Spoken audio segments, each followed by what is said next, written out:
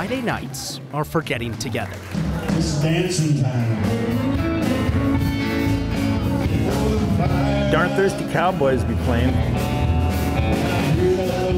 It's the hot spot in beautiful downtown Drake, Colorado. Just like the sun. And Jerry Schaefer, Darn thirsty cowboys, have been around forever. You stand alone. The sound of the guitar can't drown out conversations of what happened here a decade ago. The 2013 flood, it just rained for days and kept coming, eating away. Everything on this mountain you think of in terms of before the flood and after the flood. I mean, it's such a historic event. Memories linger in this bar. This is me when I was 23. Do I look like a hippie or something there? Yes.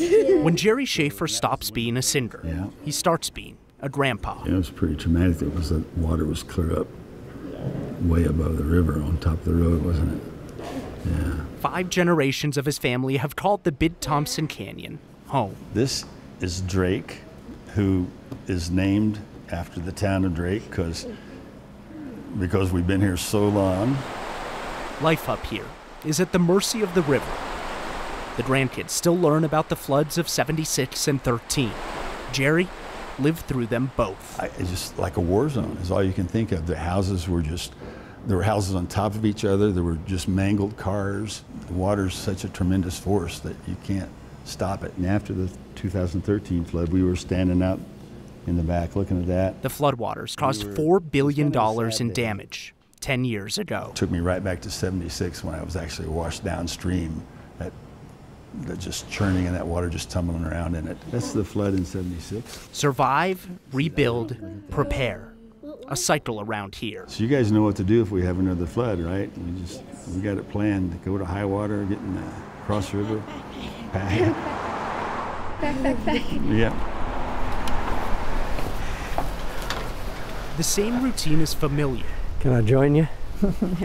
A few miles up the road.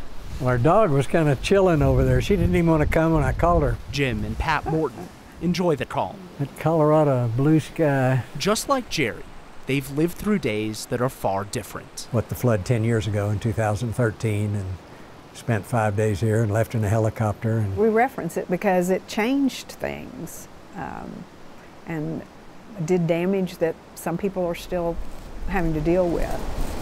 A decade after the flood made headlines, we're dealing with this. The river hasn't slowed down. Last night's flash flood washed the culverts out. Well, this is one of the 2 5-foot culverts that we had. It would have been easy to leave this place. Try and get at least a little bit of it out of the way here. After everything Jim and Pat experienced. My dad actually drowned in the '76 flood, but that didn't sour us from our love of this area. He absolutely loved this place, and we share that. A love for the canyon that keeps this family here. Oh, Dad'd be thrilled. He would. It's almost hard to talk about it without getting emotional, but he would. Yeah. He would love it. In this part of Colorado, stories are born from the river. It definitely brings people a lot closer together and brings the goodness out in it. The bends and curves and power change. Yet the people who live here will always stay together. You know, those of us that live up here, we love this place. It's home, and you just have to be prepared. It's very special. Exactly. Yeah.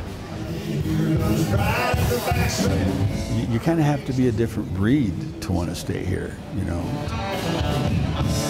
In Drake, I'm Mark Salinger, 9 News. Flooding in the Big Thompson Canyon has potential to be even worse in recent years because of the burn scar from the Cameron Peaks fire. A lot of rain falls in that area, and parts of the canyon now fill with dark, black, debris-filled water that comes down off of the hillsides.